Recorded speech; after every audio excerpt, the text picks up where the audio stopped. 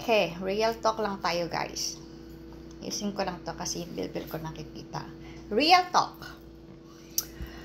Hindi mo naman kailangang maging mayaman or super yaman para makatulong sa kapwa mo. Lalong-lalo na sa pamilya mo. Kaming mag-asawa, we're not rich, you know what? Puro kayod kami, puro trabaho. But you know, as long as we pay our bills, we have savings, at we have extra, yun ang tinutulong namin sa kapwa namin. Sa lalong-lalo na sa pamilya namin. Honestly, I know na napakahirap ng buhay. We are blessed dahil may okay kaming trabaho, na kaya naming i-provide yung mga pangangailangan namin, na kaya naming paggastusan lahat ng gusto namin. We are so blessed for that and thank you, Lord. But helping other people's, especially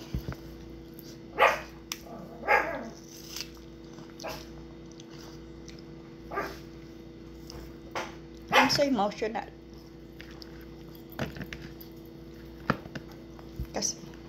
kasi alam ko yung buhay nila. Alam ko yung buhay na napakahirap.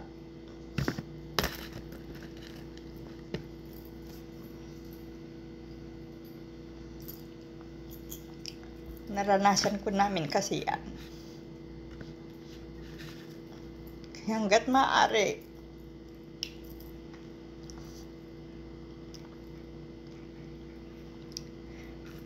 hanggang kaya, tulungan yung mga relatives namin sa konting paraan. Kaya ngayon sinasabi ko sa mga tao, wag kayong magsama ng loob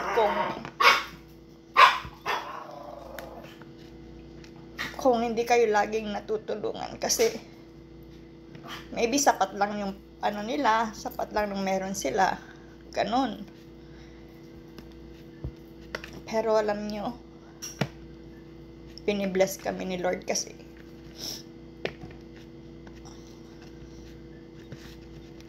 we help other people, not only my relatives.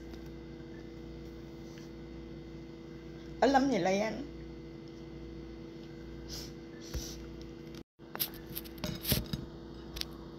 And I'm so emotional too because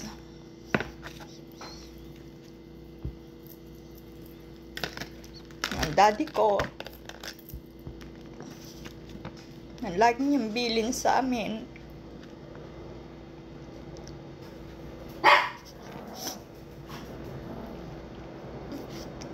tumulong kayo mga anak kung meron kayo.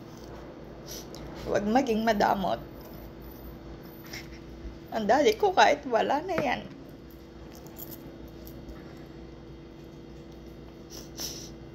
kahit walang-wala na,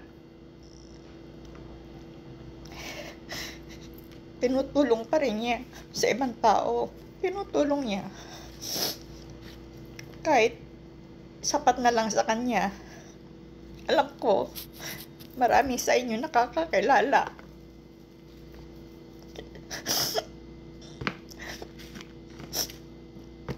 Naalala ko lang kasi yung pangaral niya sa amin na pag okay na yung buhay namin at kaya namin tumulong sa kapwa namin, huwag kaming maging madamot. Ganon kami pinalaki ng magulang namin. Kahit ang mama, sapat na lang sa kanya, tutulong pa niya. Kasi alam niya, ranas namin, ranas nila, ranas ni mama, yung walang-wala. Yung hihiram pa sa ibang tao para lang sa pag-aaral namin, ganun, noon. Kasi, yun naman, sabi nga nila, bilog ang mundo. So, naranasan din namin yung hirap. Hindi lang yung naging maginhawa ang buhay. Kaya, lahat ng pagsasakripisyo, lahat ng trabaho dito, nagtitiis kasi ayaw namin na yung bumalik sa dati. Alam ko, marami sa inyo na, alam niyo mga naranasan ko, naranasan namin sa buhay. Isa lang pangaral ko sa mga natulungan namin, hindi kami humingi ng kapalit.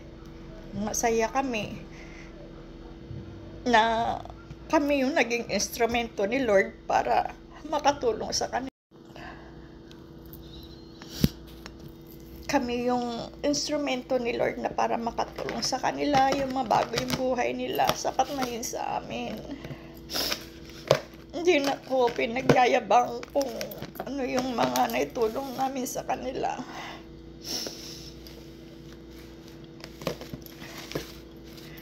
Basta ang importante, yung maging okay yung buhay nila.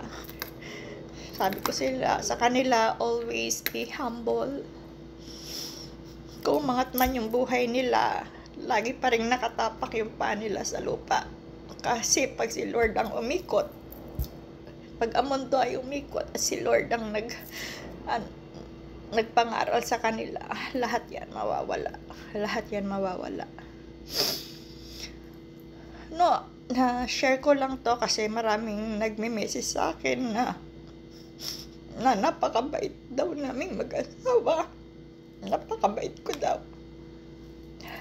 Na parang yung message nila na ano yung puso ko ay nagagala, nakaka-proud sa simpleng bagay na yan, sa simpleng pagtulong sa kanila, sa mga scholars ko, sa simpleng thank you.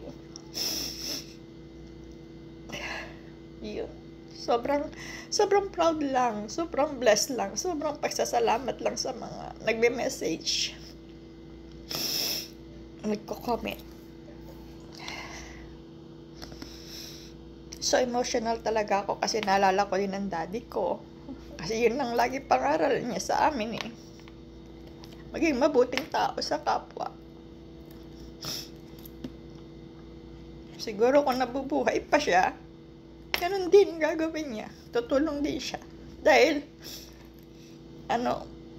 kita naman namin noon, kakain pa lang namin, bibili pa lang namin, bibigay pa niya sa ibang tao. Ganun din ang mama. Kung may lumapit, kahit budget na lang niya yung natitira, ibibigay pa rin niya yan. Sana yun ang isipin ng mga tao na hindi habang buhay, meron kami. Kung hindi man namin kayo mapagbigyan, kung hindi man namin kayo matulungan, pasensya na kung ganun. Dahil meron din kanya-kanya kaming pagkakagastusan. Meron din kanya-kaming priority sa buhay. Kaya, maraming salamat sa mga nagme-message na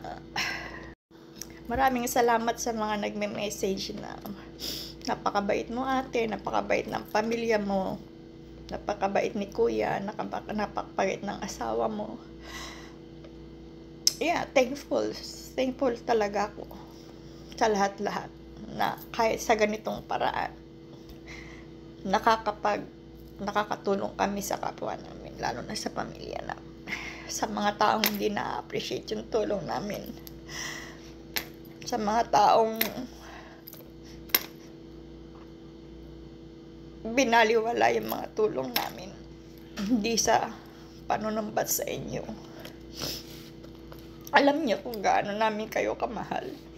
Alam niyo kung gaano kayo importante sa amin, sa pamilya namin. Lang masasabi ko, Pasensya na kung very emotional ako. So, thankful lang talaga sa mga message. Sobrang daming message. Sobra. Sa comment. Kaya, thank you Lord. Sana po i-bless niyo pa ang pamilya namin. Dahil marami pa po kaming plano. Hindi lang po para sa amin, kundi para sa ibang tao. Okay, sige po, dito na lang. Maraming salamat po ulit.